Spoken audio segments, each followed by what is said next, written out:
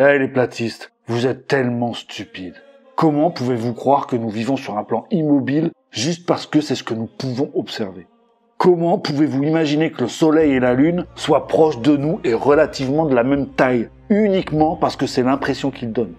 Comment pouvez-vous penser que l'eau ne pourrait pas courber, du simple fait qu'on ne peut pas prouver le contraire par expérience?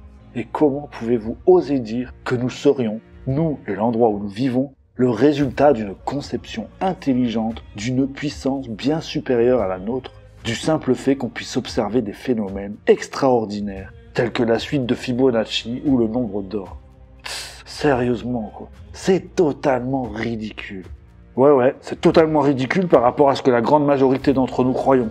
Qu'il n'y avait rien, puis qu'une explosion a créé un univers en expansion infinie, dans lequel nous ne sommes qu'un grain de poussière, vivant sur un autre grain de poussière tournoyant autour d'une boule de feu géante, qui fuse dans le vide de l'espace, peuplé d'autres boules de feu géantes et d'un nombre infini d'autres objets constitués de gaz, de roches et de métaux, voyageant dans cet espace à des vitesses non quantifiables.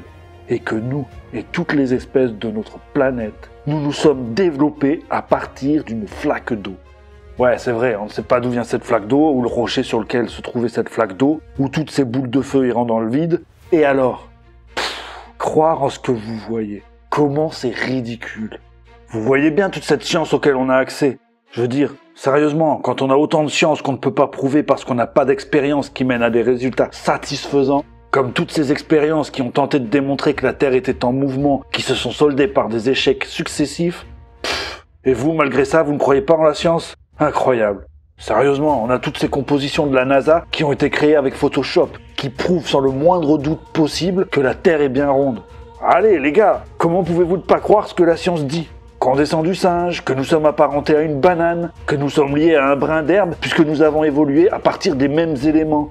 Comment pouvez-vous croire autre chose? C'est tellement fou de se dire qu'il y a des gens qui croient réellement, enfin, vous voyez, qui pensent différemment, quoi. Ce que la science et la NASA nous disent est strictement la vérité. C'est juste évident que les Américains ont été sur la Lune. On a tous vu les vidéos, les reportages, les films. Si on ne voyait pas les étoiles et que la Terre en arrière-plan paraissait si petite, c'est uniquement dû au matériel de mauvaise qualité de cette époque.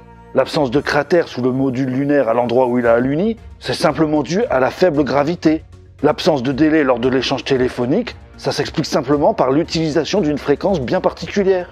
Et les 700 boîtes d'images d'archives de la mission Apollo perdues par la NASA, sérieusement, c'est logique. C'est juste dû à l'usure du temps et au passage au numérique. Il fallait bien que ça arrive. Et puis s'ils peuvent pas retourner sur la Lune, c'est simplement parce qu'ils ont détruit la technologie qui le permettait. Technologie devenue totalement obsolète depuis, quoi. Ben non, vous persistez à ne pas croire en la NASA et en la science. J'ai jamais rien entendu d'aussi stupide. Comment pouvez-vous, bande de platistes, croire en ce que vous voyez réellement par vous-même?